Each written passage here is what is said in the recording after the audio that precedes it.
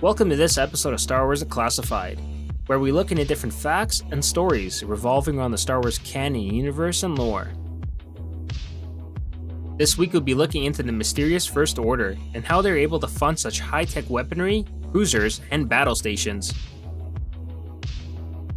After the Battle of Jakku and the signing of the Galactic Concordance, the Empire was decimated, and those left over fled to the unknown regions.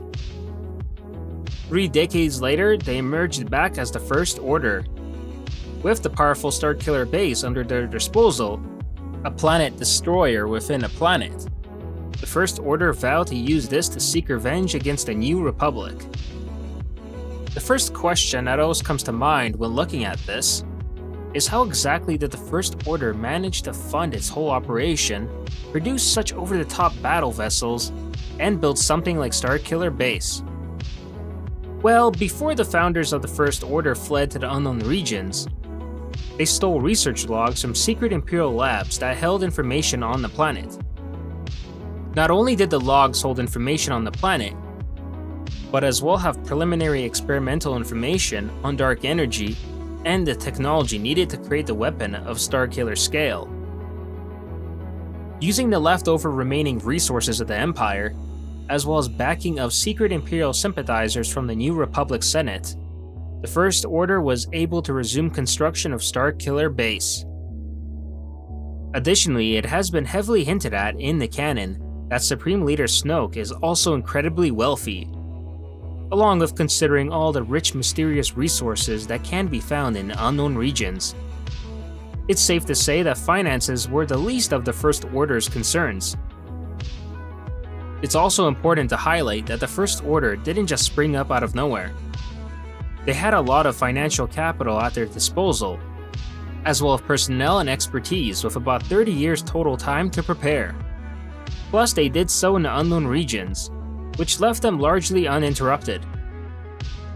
Furthermore, they lack the Empire's main disadvantage, in that they don't have a galaxy-spanning load of systems to manage and keep under control. None of the politics to worry about, the level of upkeep, law, and order to enforce, and above all, their forces don't have to be nearly so widespread.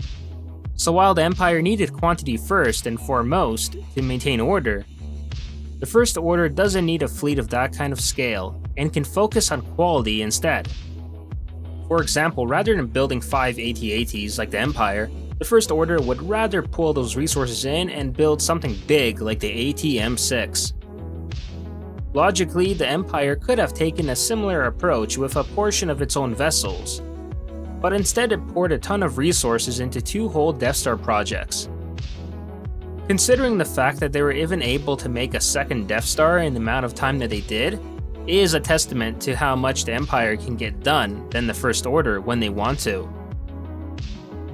It's also important to note that the First Order is in fact a mobile organization. When you ask a First Order stormtrooper what planet they're from, they state that they're from the First Order.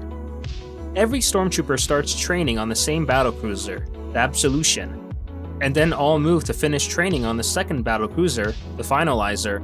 And these Resurgent-class battlecruisers aren't orbiting some planet. They're constantly on the move. No planet nearby as to not be found. So with that in mind, let's put it all together. It's very possible for the resources, both time and money, to be there. We also know the First Order lives and operates from ships, not worlds. So it makes sense that their main base of operation is a large ship, the Mega-class Star Destroyer, the Supremacy. And it hardly seems big anymore when realizing it is their alternative to stationing on a planet like the Empire did on Coruscant. As well, it is not even nearly comparing to the size of the Death Star, more so only to a Super Star Destroyer. So in ending, the First Order is a powerful faction, but they're still kind of the underdog that is trying to conquer a much more larger region. Their ships will often be alone, with no hope for a backup. So they better be extremely powerful and capable of facing pretty much anything that comes their way. Also, while we still don't know the full extent of the First Order's funding, what we do know is that they as an organization are smaller than the Empire. So building much more fewer things at a slightly larger scale with better quality makes practical sense for them in the end.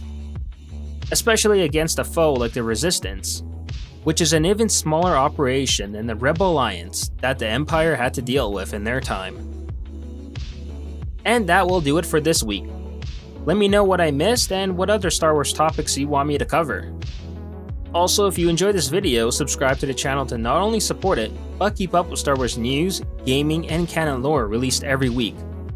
And consider following me on Twitter and Facebook to never miss out on the latest Star Wars related content. Thanks for watching, and may the Force be with you.